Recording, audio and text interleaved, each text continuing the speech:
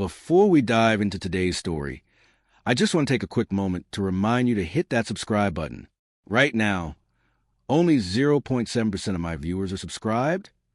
Once we reach 1,000 subscribers, I'll be dropping an exclusive special video just for you. So don't miss out. Sheriff Jake Carter had been looking forward to a rare, peaceful weekend, the kind that didn't come often in his line of work. His home sat on the edge of the neighborhood, far enough to be beyond the reach of the HOA's nonsense, just the way he liked it. With a steaming cup of coffee in hand, he was just about to take his first sip when, screech, the unmistakable sound of tires skidding cut through the quiet morning air. Before he could even react, his neighbor Tom came storming up the porch, his face flushed red with pure rage. "They've lost their damn minds, Jake." Tom panted, jabbing a finger down the street. "Who?" Jake asked, brow furrowing. "The HOA." Tom threw his hands up in frustration. "They put down spike strips on our road." Jake blinked. "Come again." "I'm serious." "Spike strips, Jake." Tom was pacing now. "They're saying it's to stop reckless driving. Can you believe that?" That didn't make a lick of sense. The road leading to their homes wasn't private property. It was county maintained. There had to be some kind of misunderstanding. "I'll check it out," Jake said, setting down his mug and grabbing his keys. Driving toward the neighborhood entrance, he didn't have to look hard to find them. There, glinting in the morning light, were rows of metal spikes embedded into the pavement, controlled by some kind of remote system.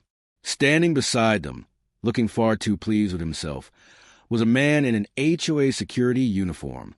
Jake rolled down his window. "Morning. Mind telling me what this is about?" The self-important guard, his name tag read Greg, gave him a smug grin. "New HOA safety measure," Greg said, crossing his arms. "Keeps non-members from speeding through." Jake's grip on the steering wheel tightened. "This is a county road," he said evenly, "not HOA property." Greg shrugged, completely unfazed. "Our board says otherwise." He smirked. "Got a problem? Take it up with them." Before Jake could respond, a sedan turned into the neighborhood. The driver, completely unaware of what was about to happen. A loud pop echoed through the street, followed by a startled yell.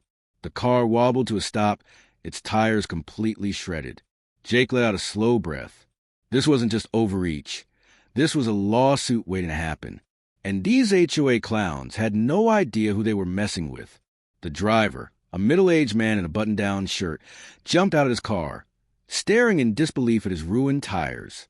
"You have got to be kidding me," he shouted, pointing at the spikes. "What the hell is this?" Greg barely spared him a glance. "You should have read the new HOA rules," he said dismissively. "All non-approved vehicles must stop for inspection." "Inspection?"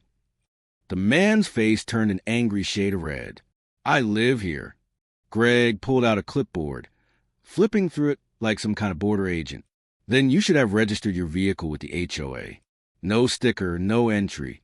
Jake leaned against his truck, watching the ridiculous exchange unfold. Greg was clearly enjoying the tiny bit of power he had, while the poor driver looked like he was seconds away from losing it. Jake decided it was time to step in. "You do realize disabling vehicles like this is illegal, right?" Greg smirked. "It's not illegal if the HOA board approved it." Jake exhaled sharply, barely holding back a laugh. "You think the HOA board can override county law?" Greg crossed his arms.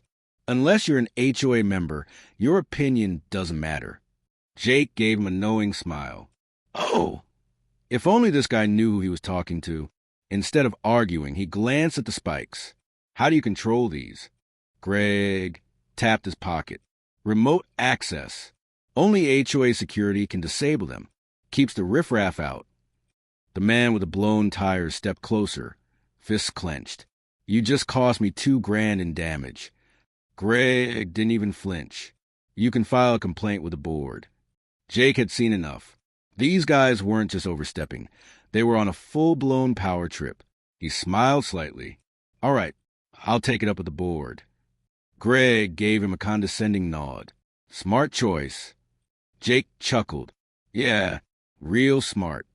"Oh!" They had no idea who they just pissed off. That night, Jake returned, this time with a hidden camera in hand. If the HOA thought they could get away with this, he was about to prove them dead wrong. Under the cover of darkness, he watched as Greg, in his tiny golf cart, rolled up to the spike strips. Click! He pressed his remote. The spikes retracted.